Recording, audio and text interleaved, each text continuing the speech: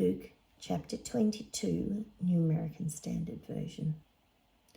Now the feast of unleavened bread, which is called the Passover, was approaching, and the chief priests and the scribes were trying to find a way to put him to death, since they were afraid of the people.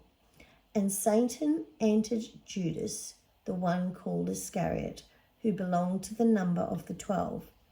And he left and discussed with the chief priests and officers how he was to betray him to them. And they were delighted and agreed to give him money. And so he consented and began looking for a good opportunity to betray him to them away from the crowd. Now, the first day of unleavened bread came, on which the Passover lamb had to be sacrificed. And so Jesus sent Peter and John, saying, "Go and prepare the Passover for us, so that we may eat it." They said to him, "Where do you want us to prepare it?" And he said to them, "When you have entered the city, a man carrying a pitcher of water will meet you. Follow him into the house that he enters, and you shall say to the owner of the house, 'The teacher says to you, where is the guest room in which I may eat the Passover with my disciples?' And he will show you a large, furnished upstairs room. Prepare it there." And they left and found everything just as he had told them, and they prepared the Passover. When the hour came, he reclined at the table, and the apostles with him. And he said to them, "I have eagerly desired to eat the Passover with you before I suffer. For I say to you, I shall not eat it again until it is fulfilled in the kingdom of God."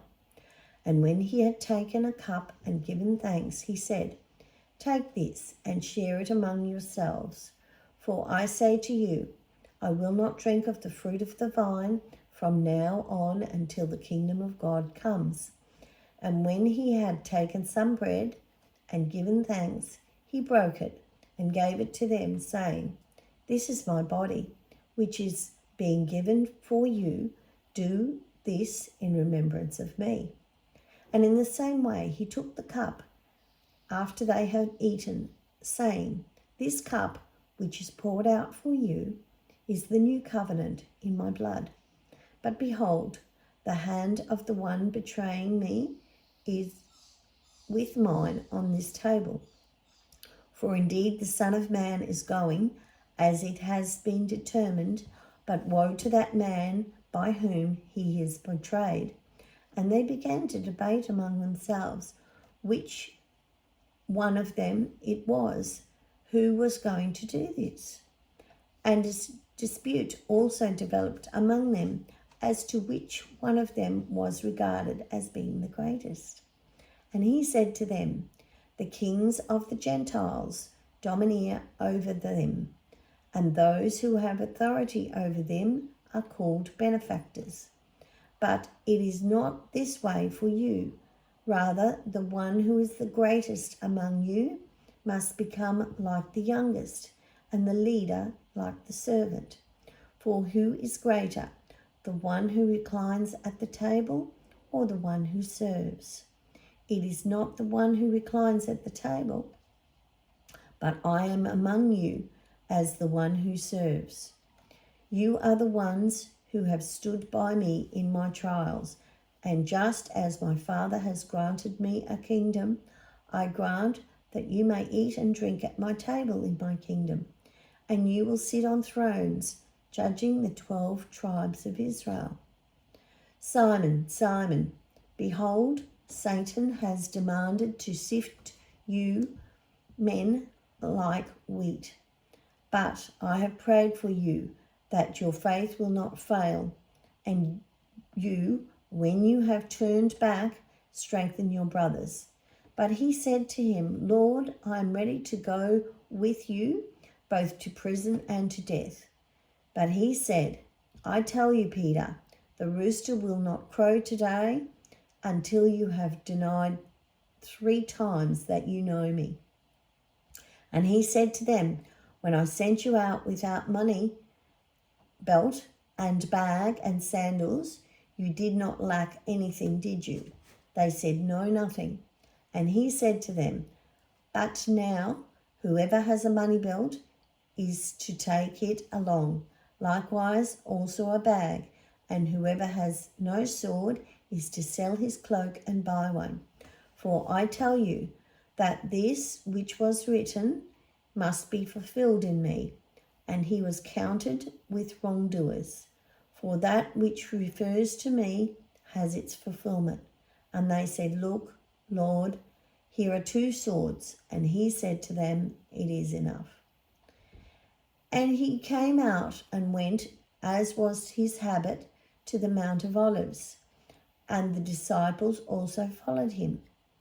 Now when he arrived at the place, he said to them, pray that you do not come into temptation. And when he withdrew from them about a stone's throw, and he knelt down and began to pray, saying, Father, if you are willing, remove this cup from me, yet not my will, but yours be done.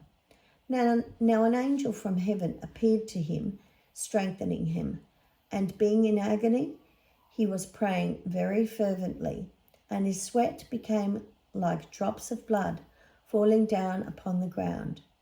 And when he arose from prayer, he came to the disciples and found them sleeping from sorrow. And he said to them, why are you sleeping? Get up and pray that you do not come into temptation.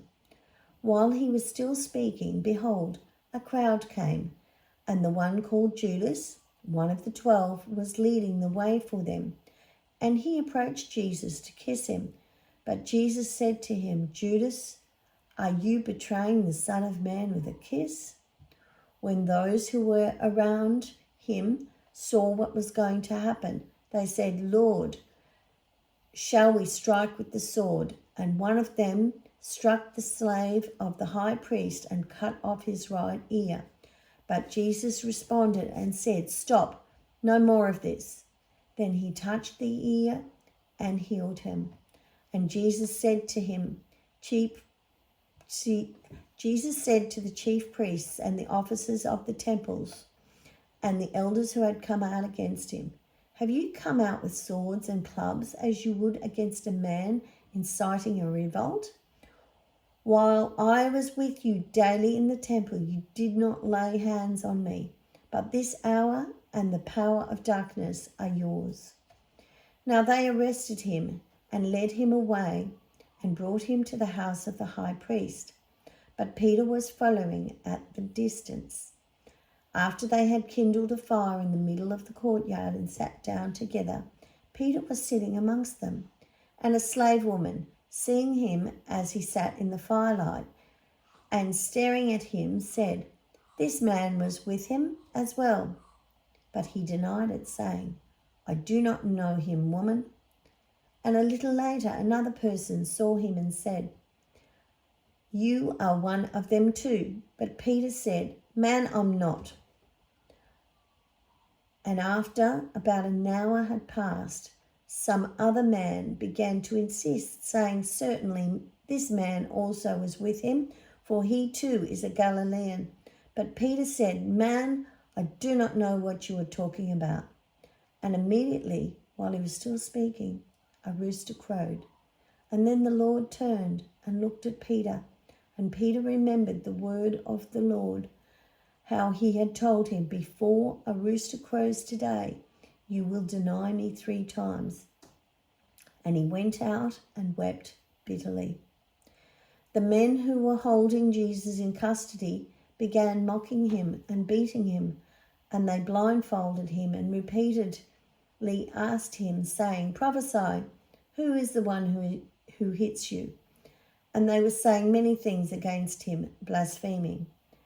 When it was day, the council of elders of the people assembled both chief priests and scribes, and they led him away to their council chamber, saying, if you are the Christ, tell us. But he said to them, if I tell you, you will not believe, and if I ask a question, you will not answer. But from now on, the Son of Man will be seated at the right hand of the power of God. And they all said, so you are the Son of God. And he said to them, you are correct. You say correctly that I am. And then they said, what further need do we have of testimony? For we have heard it ourselves from our own mouth.